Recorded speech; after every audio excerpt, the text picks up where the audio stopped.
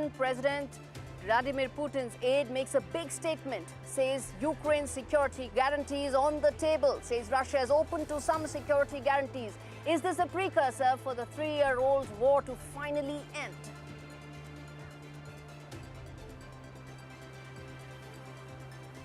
The Signal Gate drama is far from over. The Yemen chat leak scandal is now exploding as Pentagon orders a probe against Trump aide Pete Hegseth. What happens next, and will this come all the way to the president, is the key question.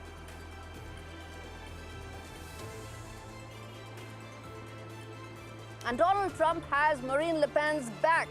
He voices support for the French far-right leader and calls Le Pen trial a witch hunt.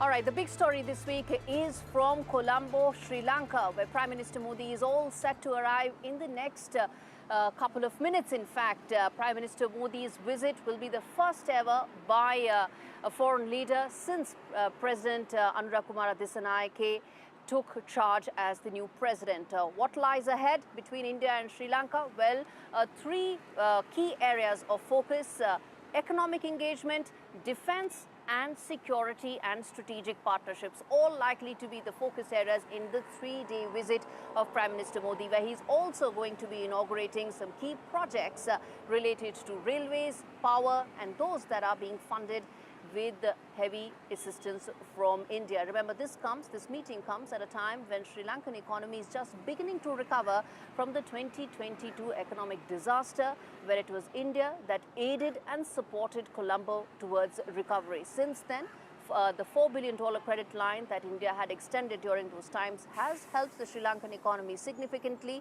and the next phase of growth and development for Sri Lanka could be what this meeting is all about. Of course, common areas of concern, common strategic areas will be a key focus area. As I said, defense being one of them. A possible mutual cooperation agreement could be on the cards. What will that entail? How will that play out in terms of the Indo-Pacific role and importance of India? And could this be the final card to really cut China to size? Is the key question that we'll watch out for. Tomorrow is when the delegation level talks, the heads of state level talks will take place, and that is when the fine print of the next phase of the India-Sri Lanka relationship would really be known. One thing is clear, that as Prime Minister Modi heads to Anuradhapuram on the 3rd day of his visit, it's a very clear message politically as well as geopolitically, because that's a place that matters both to AKD as well as Prime Minister Modi. So as I said, a lot on the table, a lot of ground to cover, and could really be the most far-reaching and consequential trip in a long time.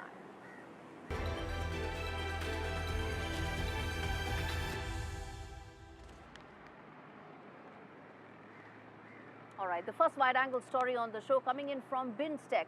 Well, on the sidelines of the BIMSTEC summit, what took place was a very consequential meeting between Prime Minister Modi and Mohammad-Yunus, the first since the 5th of August student revolution that took place in Bangladesh, shook the power equations, ousted Sheikh Hasina, and since then the vitriolic, or some would even say venomous, conversation coming in from Bangladesh impacting the relationship. This report tells you that what could be the road to recovery for the Dhaka-New Delhi relationship from here on. Take a look. At the BIMSTEC summit, amidst the diplomatic fury, Prime Minister Narendra Modi's meeting with Bangladesh's chief advisor Modi-Yunus wasn't just a routine handshake. It was a bold statement. Modi raised the red flag over the safety of minorities in Bangladesh, particularly Hindus, urging the Bangladeshi government to ensure their security and thoroughly investigate cases of atrocities. But Prime Minister Modi didn't stop there. While he drew the line on critical issues, his message was clear. India remains open to dialogue.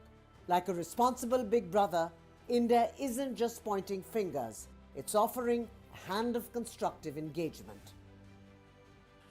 Prime Minister reiterated India's support for a democratic, stable, peaceful, progressive and inclusive Bangladesh. He once again underlined to Professor Yunus India's desire to forge a positive and constructive relationship with Bangladesh. The Prime Minister touched on border security, emphasizing strict law enforcement and curbing illegal crossings, especially at night. It was a masterstroke, balancing firmness with flexibility, concern with cooperation. This meeting took place at a time when the centre informed Parliament that 2,400 incidents of violence and atrocities against minorities have been committed in Bangladesh since 5th of August. Remains to be seen what will be the road to recovery after this crucial meeting between the two leaders.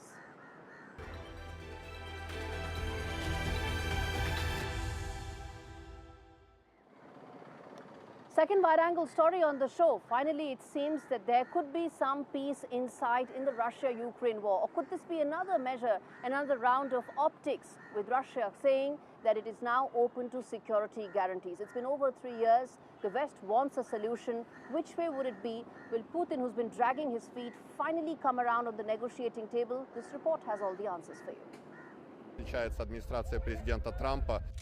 In Washington, Russia's top negotiator Kirill Dmitriev hinted at a possible breakthrough. Security guarantees for Ukraine may be acceptable. But don't let the words fool you. This isn't a peace offer, it's a diplomatic smoke signal. After 2 days of talks with Trump's envoy, Dmitriev claimed a positive outcome. Yet, Ukraine continues to face relentless missile strikes, civilian casualties, and an impending Russian offensive. Meanwhile, Britain and France accuse Putin of dragging his feet, calling his tactics a classic case of buying time while the clock runs out. As Ukraine's allies push for a ceasefire, Russia's message is clear. We'll talk, but we'll also fight. With NATO's coalition ready to police any future peace deal, the question remains, will Putin play ball, or is this just another round of diplomatic theatre? All right, on that note, a quick break. We come back with lots more on the other side. Stay with us.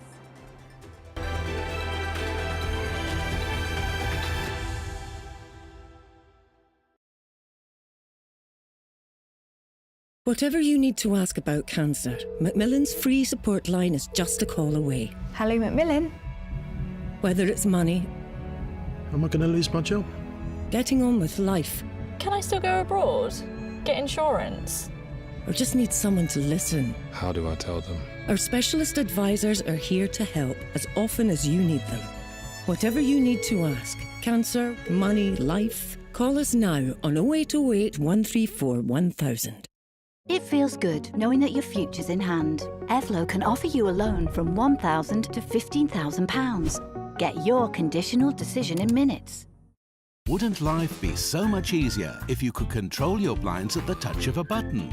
With Ultra Smart Blinds from Appeal, there's no chains, cords or wiring because these stylish blinds are driven by a rechargeable power pack. New Ultra Smart Blinds from Appeal, the intelligent solution for home shading. Hey, look at our Simply Safe home security system. Let's install it.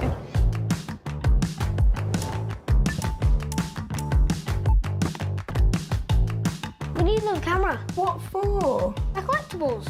What? Now we've got a camera each. Yay! Systems start from under £200 when you buy a professional monitoring plan. There's no safe like Simply Safe.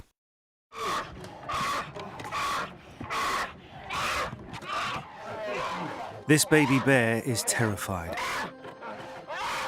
torn from her mother's paws at a tender age.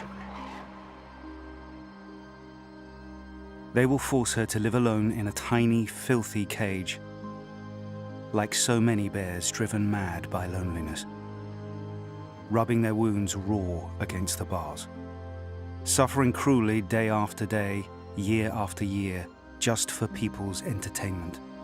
Four Paws found little Potap crammed into a tiny, squalid cage. He'd been there for almost 9 years, lonely and isolated. There are so many more young bears who need your help. Please call 0800 038 0455 or text CUB3 to 78866 and give £2 a month to help rescue them. Every month, your £2 could help us free more bears. Help give bears the veterinary care they need and help them live happy, healthy lives in the freedom of our natural sanctuaries. Call 0800 038 0455 or text CUB3 to 78866 and give £2 a month and help Four Paws free bears from agonising torture. Please, don't leave these bears to suffer for a single day more.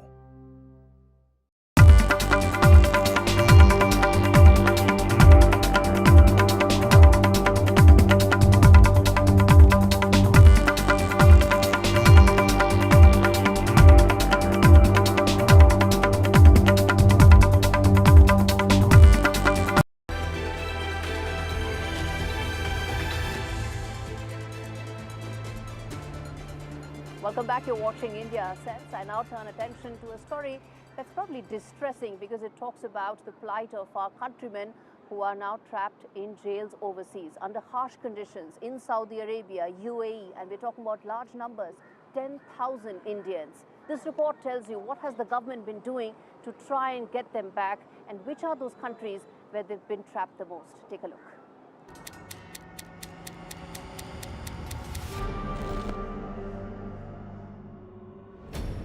The iron bars of foreign jails, cold stone walls, and the silence of uncertainty. This is the grim reality for over 10,000 Indian nationals languishing behind bars in 86 countries. Some as under trials, some enduring sentences that seem to have no end in sight. Saudi Arabia and the UAE, where more than 4,000 Indians are incarcerated, top this disturbing list. In recent years, many have found themselves behind bars, with reasons ranging from petty offences to unfortunate legal missteps. The Indian government's response, led by the Ministry of External Affairs, is unwavering, constantly working with local authorities for their release. Yet, despite transfer of sentenced prisons agreement with 12 countries, only 8 prisoners have been brought back to India in the last 3 years. But hope is not lost. Since 2014, India's diplomatic efforts have yielded great results. Nearly 10,000 Indians have been released from foreign prisons, thanks to persistent negotiations and personal intervention from Prime Minister Modi. The release of Indian prisoners from countries like Saudi Arabia, Bahrain and Qatar highlights a growing global diplomatic posture and stature for India. High-profile cases such as the release of Indian Navy veterans from Qatar and the freeing of Indian fishermen from Sri Lanka only underline successful negotiations. This isn't just an issue about prisoners, it's about the lives and families left behind. It's about the unseen struggles of those who wait, waiting for justice, waiting for the return of their loved ones. As this battle continues to unfold, one thing remains clear. India is not backing down, the fight for freedom is far from over, and the voices of those behind bars will not go unheard. All right, let's now turn attention to Marine Le Pen, the embattled French far-right leader who's in fact, been convicted of embezzlement of funds and has been barred from running for office. But guess who has her back now? It's Donald Trump, who feels this is nothing but witch hunt. This report tells you why that is the most significant development in the US-Europe relations. Trump is once again stirring the pot on the global stage, backing Marine Le Pen, the French far-right firebrand, after a Paris court sentenced her for embezzling EU funds. Le Pen, barred from holding political office for 5 years, had been eyeing a run for president in 2027. But Trump, ever the controversial figure, has thrown his support behind her, calling the conviction a politically motivated witch hunt and equating it to his own legal battles.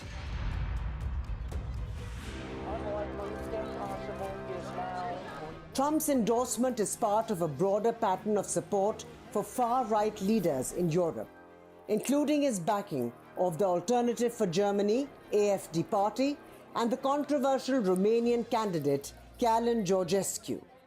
After his America First doctrine, Trump is not just challenging traditional American foreign policy, but aligning with populist movements across the Atlantic. In his post, Trump blasted European leftists for using lawfare, weaponizing the legal system to stifle free speech and silence political rivals. He compared Le Pen's conviction to his own struggles with the legal system, painting both as victims of an orchestrated campaign by corrupt lawyers and politicians. Le Pen, who insists her conviction is politically motivated, has vowed to appeal the court's ruling.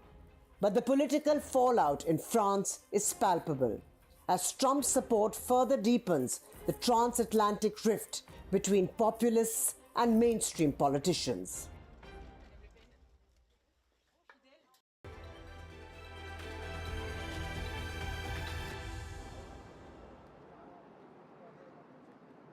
Top Voice segment on the show, where we get you the two biggest voices on the biggest story unfolding this week. Amithendu Palit joining me from Singapore, Rick Rosso joining me from Washington, D.C. on a story that has rattled equity markets, investors, economies, countries around the world. The Donald Trump tariff bomb that has hit the world. Amithendu Palit, let me start with you. We now know it's 27 plus 10% for India, but I want to understand from you that what is it that India can do in terms of retaliatory tariffs or any other measure that we can do to protect our trade with the US?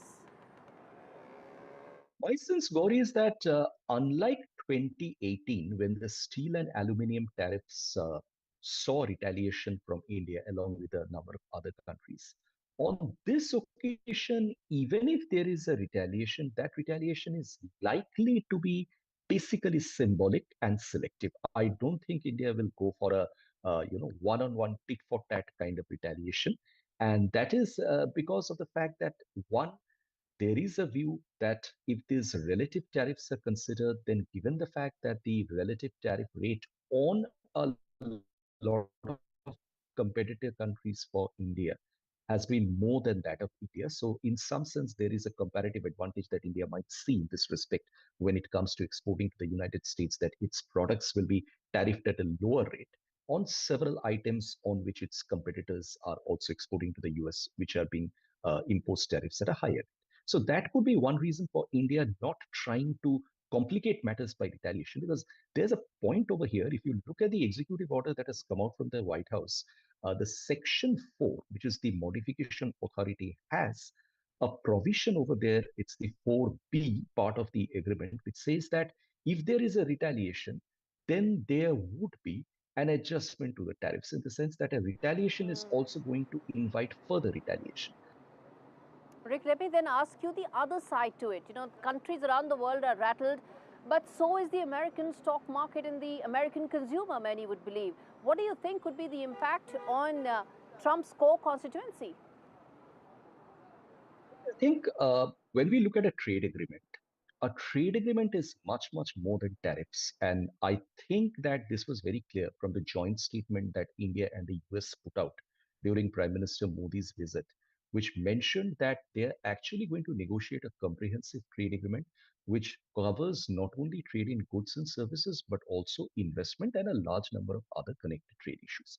So I think it's important here from a negotiating perspective to check the fact that all negotiating energies and focus are not going to be consumed just by tariffs.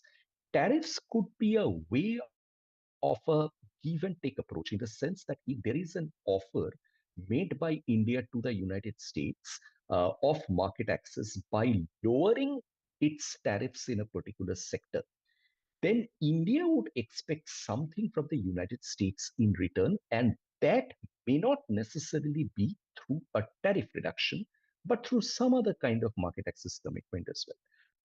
Amithendu, stay with me. Amithendu, stay with me, because you were talking about the negotiations aspect of it as to the opportunities it throws up for India. Amithendu, I want you to stay with me, Because I was asking Rick Rosso the question earlier, which is that what about the American consumer? It's not like countries around the world are the only ones rattled.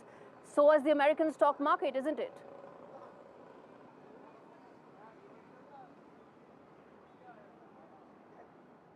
Well, I think President Trump is playing more to his base than to the American public at large.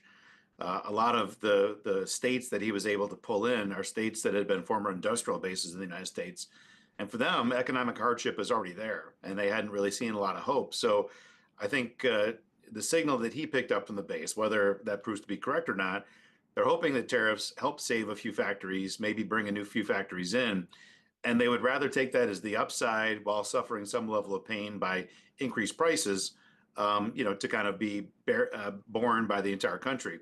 So that's the big question, are they going to save enough jobs and factories and bring in some new ones to make up for the economic hardship we all kind of expect? But this definitely wasn't a move that's done for the nation. It's done for a few communities that have helped President Trump win 2 of the last 3 elections.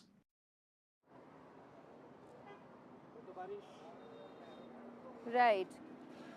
Okay, Rick, I want to ask you this, that what about the impact? You mentioned that there will be an impact, but what would be that impact in terms of any numbers you can throw right now? Rick.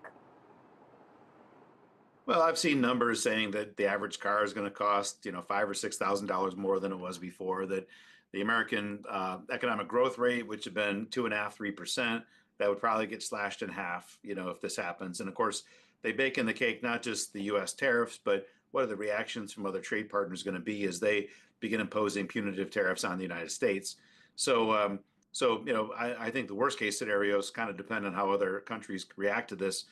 Some like India, we do think, there may be a potential deal on the table, but a lot of other countries have talked about trying to increase economic pressure on the United States, which is only going to worsen things. So yeah, big stuff is going to be a lot more expensive. Stuff we import is going to be a lot more expensive. And the economy overall is the economic prospects are going to dim. We've already seen a pretty big hit in the stock market today. So far, even the initial reactions economically are pretty rough. Amitin Dupalik and Rick Rosso, thanks much for giving me that update and our viewers as to what is the kind of impact that we are talking about. Let's now turn our attention to the Worldview segment on the show.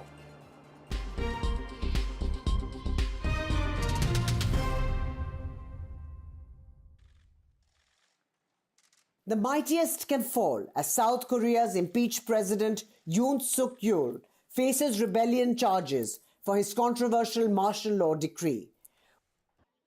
What seemed like an act of power has plunged the nation into chaos. Yoon's desperate declaration of martial law, lasting only 6 hours, echoes memories of dictatorship and reignites political divisions.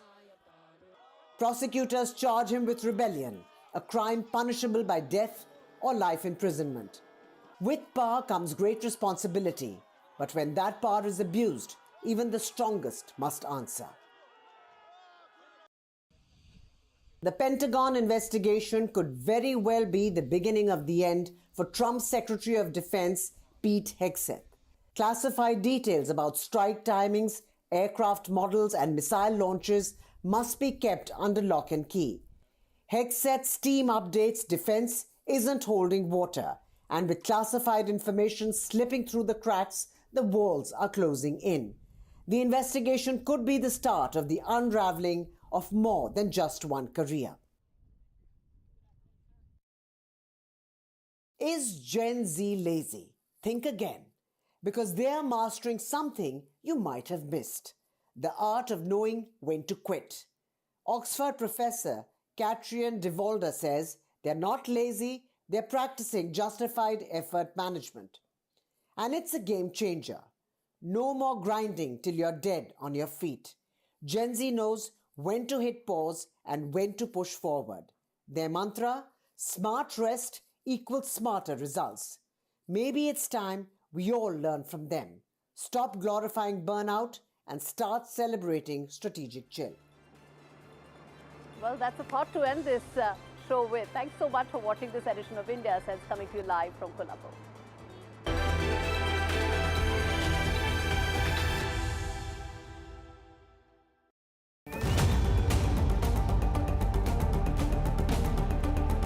From Bangkok to Colombo, Prime Minister Modi's 3-day mission to redefine India's global influence.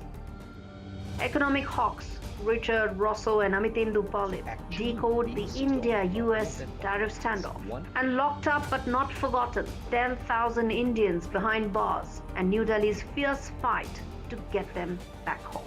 All this and more only on India Sense with me, Katrien Devolder, at these timings on the NDTV network. It feels good knowing that your future's in hand. Evlo can offer you a loan from £1,000 to £15,000, whether it's for home improvements, new appliances, a car, or for some of life's big moments. So even if you've had problems with credit before, Evlo looks beyond your credit score and always takes a case-by-case approach.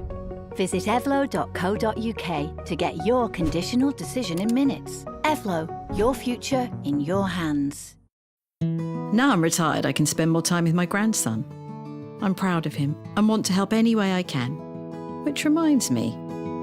Welcome to British Seniors, the UK's #1 rated provider of over 50s life insurance. Hi, I'd like a quick quote. No problem. We're proud to offer our seniors lifetime guarantee. With 100% of claims having been paid, we guarantee your premiums will never go up and that you'll speak to one of our specialists in the UK. Well, that's good to know. UK residents aged 50 to 80 are guaranteed to be accepted. Depending on your age, your loved ones can get a cash payout up to £10,000. And that money can help with my funeral costs or even be used as a gift. I'll do it. Plus, when you sign up, you'll receive a £135 gift card and free 24/7 GP advice and health services. Thanks, Mum, for everything. Be proud to protect your loved ones with British Seniors. To get a free quote today, call our UK team on 0800 158 552 or visit britishseniors.co.uk.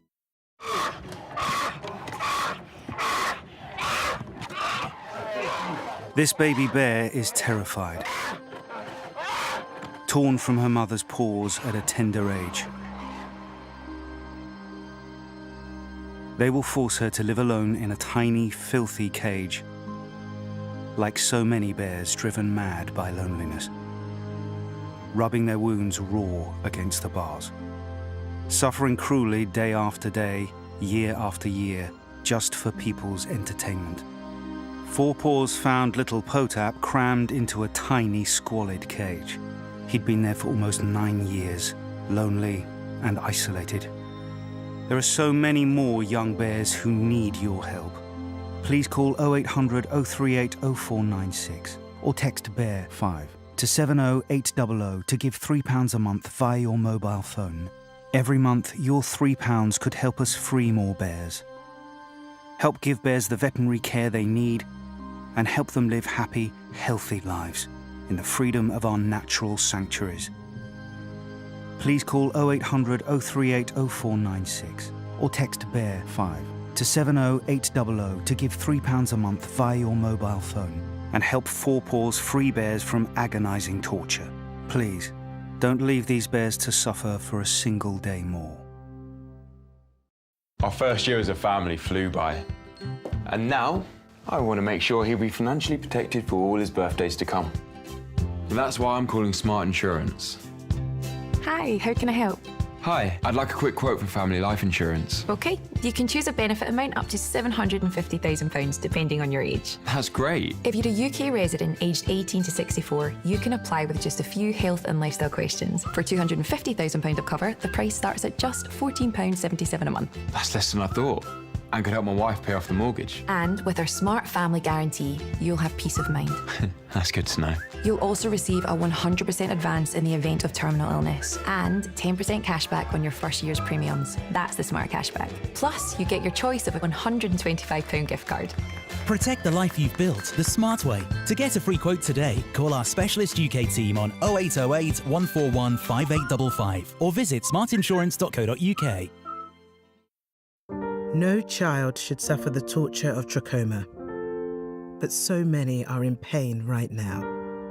Nananga's lashes have turned inwards. They rip and tear away at his eyes. Pamelo's sight could be gone forever. He's just 3 years old.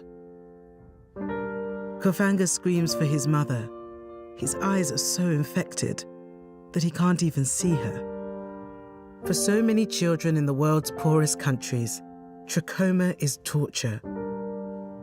It's a painful infection often spread by flies, and it's destroying children's eyesight. But it could be stopped if you help today. By calling 0800 021 3925 and giving £2 a month to Sightsavers, you can help make sure children get the treatment they desperately need. You'll help us bring them the medicines and the care that can treat infections. And that means you'll be helping to save children from the torture of trachoma and a life of blindness. Please help us reach them. Call 0800 021 3925, text C7 to 82727, or go online and give just £2 a month now. Because we need you to help save the sight of children like Nananga. We need you to help save them from the torture of trachoma.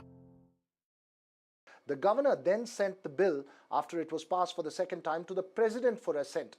And M.K. Stalin today informed the Tamil Nadu Assembly that the presidential assent has been denied for that bill. The DMK and several Tamil Nadu political parties, including the principal opposition, the AIADMK, have been fiercely against the NEET system for medical college admissions and had backed the anti-NEET bill. They argue that the central system puts poor rural students at a disadvantage. The centre has refuted that argument and backed NEET. This issue, of course, in the backdrop of the confrontation over NEP delimitation and the Waqf controversy, only sets the stage for the escalating political face-off. மக்களால் தேர்ந்தெடுக்கப்பட்ட மாநில சட்டமன்றத்தின் மாண்பினை அவமதித்துள்ள ஒன்றிய அரசின் இத்தகைய எதேச்சதிகார போக்கு அரசமைப்பு சட்டம் தந்துள்ள கூட்டாட்சி கருத்தின் வரலாற்றில் ஒரு கருப்பு அத்தியாயம். தமிழ்நாட்டு மக்களின் எண்ணங்களையும் இந்த பேரவையின் தீர்மானங்களையும் ஒன்றிய அரசு கருத்தில் கொள்ளவே இல்லை. இதனை மக்கள் கவனித்து கொண்டுதான் இருக்கிறார்கள். மாண்புமிகு பேரவைத் தலைவர் அவர்களே, ஒன்றிய அரசு நமது கோரிக்கையை நிராகரித்திருக்கலாம்.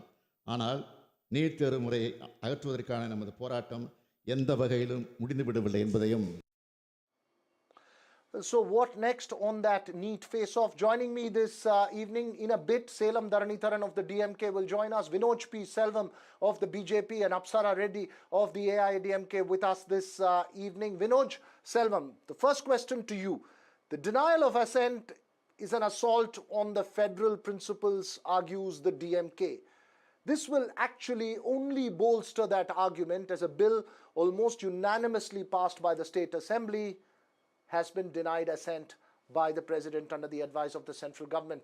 How would you respond? See, we've had this debate over and over again, and it is very important to again remind all the viewers that the NEET, which is in practice now, was first introduced in the year 2013, when the very same DMK was a part of the UPA back then.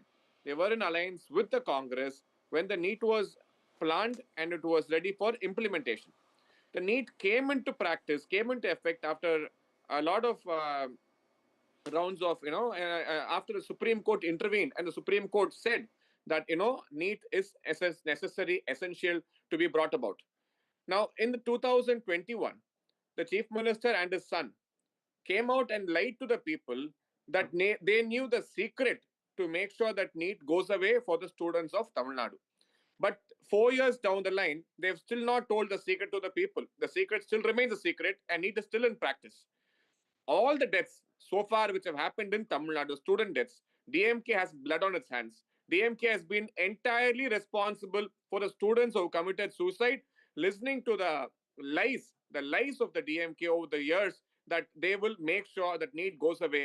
An examination which has been brought into practice after the Supreme Court intervened and ruled that the NEET examination is necessary to be conducted to bring about a uniformity across the nation and to make sure merit is being followed for students to join the medical examinations. Selam Dharanitharan, respond to what Vinod P. Selvam has said first, and then I'll go to Apsara Reddy. I know, Apsara, you're raring to go as well, but let Selam Dharanitharan respond first, please. Which is not factual what Vinod P. Selvam said. See, the firstly and foremost, there were PMPD, pre-medical, pre-dental test that has been happening for more than 50-60 years, only for union government exams. They wanted to replace that, like how AIEEE was replaced and merged with IIT JEE. only for union government exams, and whichever state wanted to use NEET could recruit students from a NEET exam for the medical college. This was the provision in 2013. It was not mandated for all the states. It only wanted to replace PMPD with another exam, and whichever state voluntarily wants to choose from NEET could do so. That's all. Or individual colleges could do so. That's all. That was the only condition. But then BJP in 2016, when ADMK was in alliance with BJP, brought about the NEET exam, which is mandated on states. That is the problem. And here again, question is, constitutional experts like PDT Acharya have made it categorically clear that governors and presidents can't sit on a bill forever. The bill can't be gubernatorial procrastination is not allowed.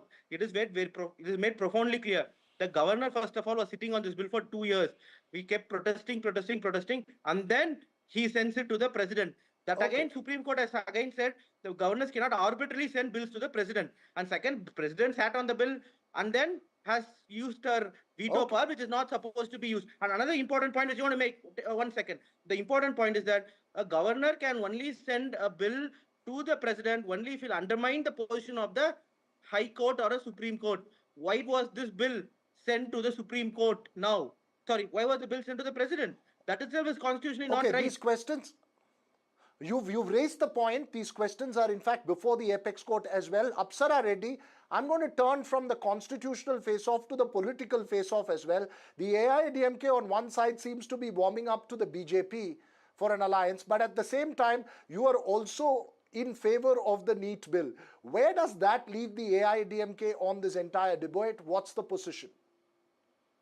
AIDMK and BJP, when in alliance, did not bring about the NEET. It was the Congress and the DMK which brought about the NEET. AIDMK has always maintained that NEET is not needed for Tamil Nadu, but after the court has stipulated that you can't do away with NEET, there's nothing much you can do. You can only modify the act to suit the state students, which Mr. Edappadi Palanichami has done the 7.5% reservation for students of government schools so that they can enter the medical fraternity. Similarly, when we come back to power in 2026, Mr. Edappadi Palanichami is navigating and maneuvering a plan to add 2.5% to that to have a 10% reservation for NEET entrance from Tamil Nadu. When there's constant deaths because of NEET, DMK politicizes it. The chief minister and his son, the Udayanidhi Stalin, said they have a secret to do away with NEET despite the court stipulation. They made false promises to the people and came to power. The DMK, manifesto was filled with lies and promises they can't fulfill. NEET was one of those promises that they can't fulfill. They continue to hoodwink the public by saying they're doing their best for NEET. But, when you work with the central government and the contours of a policy, you have to work within the democratic political setup to kind of, make it best for your state and modify amend the law in such a way that it suits your state. You can't just protest and use the language that the DMK uses to do away with NEET. The best thing to do is to equip your students, to prepare the students, add more scholarships, add more coaching centers, prevent, add more suicide helplines. No, you're making a nuanced point on the state of education, but the fact is that this is also a political face-off. Let me come back to you, Vinod P. Selvan. The fact that the core argument that's been put forth by the DMK and Salem Dharanitharan is that why was it sent, first of all, to the president? A, they've raised the matter before the apex court as well. B, irrespective of what the issue is, when a bill has been passed by the state assembly virtually, fully, unanimously, I'm not saying completely unanimous, but most, including the principal opposition and the ruling party, were in favor of it, not allowing that bill to turn into a law would be seen as an assault on federalism, at least in the political portrayal. See, this particular issue of NEET is nothing but politics for the DMK. Let's understand one thing. No state in the country has opted out of the NEET examination. To become an engineer, to become an architect, to become any, in any profession, everyone, all these students go through several examinations. Lawyers, they all go through examinations to qualify for these professions. A doctor who is responsible for the lives of thousands of people, what is the difficulty or what is wrong in having a common examination for all? The reason why the DMK is objecting to this is because they had a habit of collecting captation, huge captation, crores of money.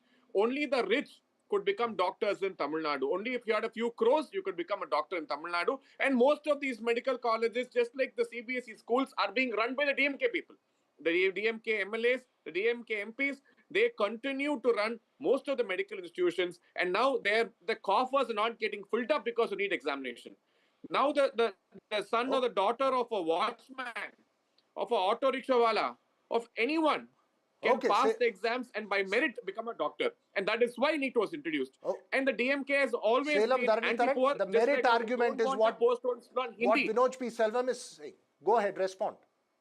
No, I also, I think it has no logic. I have a question directly to the DMK spokesperson. I have a direct question to Mr. Salem Dharanidharan. Go ahead. From the DMK, I think the Deputy Chief Minister said before coming to power that they had the secret to do away with NEET. So what is the DMK secret? I'd like to know. So first I'll answer Vinod P. Selvan. Please don't interrupt me. So please don't interrupt me so that I'll need some detailed reply. See, firstly and foremost, what is merit? Any entrance exam is antithesis to the concept of merit. I am not saying it. Scholars across the world researching on entrance exams have said your scores in entrance exam is directly proportional to parental income, parental wealth, parental education, and generational wealth.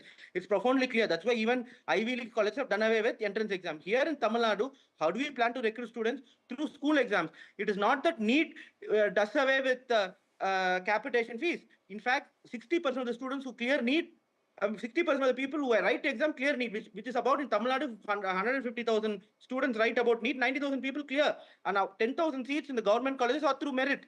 Right, remaining 10,000 seats, anyways 80,000 students are competing. So as per elasticity in economics, the capitation fees won't reduce. But in that 10,000 seats of the government college, it is through entrance exam. For entrance exam, government school students would have to prepare for a competitive exam. Preparing for competitive exam costs about 3 lakhs to 6 lakhs, which is about 2 times to 4 times the median per capita income of this land, which at least 90% of the population cannot afford.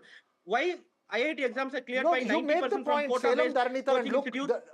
Look, I don't have, this is an important point that's been made. It's a point, there are two sides to this story, and I agree with it. You both made the point as far as merit and the other argument as well is concerned. But let me just come to the last political question because I'm just running completely out of time.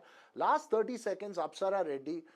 Does this issue come in the way of a potential BJP-AIADMK alliance? The fact that, delimitation, or whether it comes to the NEP controversy, the AIADMK stand technically is with the DMK and against the central government. AIADMK is the party which will always stand for the welfare and the rights of the people of Tamil Nadu. And I think it's too premature to assume that BJP and AIADMK are coming together because of the meeting with the Home Minister. The opposition leader, Edappadi Palanichami sir, has met Mr. Amit Shah in Delhi. But to talk about an alliance is very premature. It could be to represent issues of the state that Mr. Edappadi went to Delhi. And if and when an alliance were to happen hypothetically, I'm sure there will be a way to work out the modalities that benefit the state, because the state-central partnership with AIADMK and BJP when we were in power and BJP was at the center has been remarkable. I think the state component of the funds and the central component of the funds have actually brought about a lot of welfare measures, medical colleges, highways, education. It's been a great partnership. So I'm not going to commit on the alliance, but if it were to happen, I think it will be in the benefit of the state. My inference from what you've just said is that while you say it's premature, you're also saying that there is a way into this alliance as well, despite these sticking points. But thanks very much to all three of you for joining us on the show this evening. Now to an alleged death by suicide in Bengaluru that has become a political flashpoint. A 39-year-old who was reportedly a BJP worker died by suicide, and his last social media post allegedly blames Congress MLA and Chief Minister's legal advisor of harassment. A section of BJP leaders have demanded a CBI probe and claimed that the BJP worker was targeted. The Congress denies the charge. Deepak Bupanna, my colleague, has the details.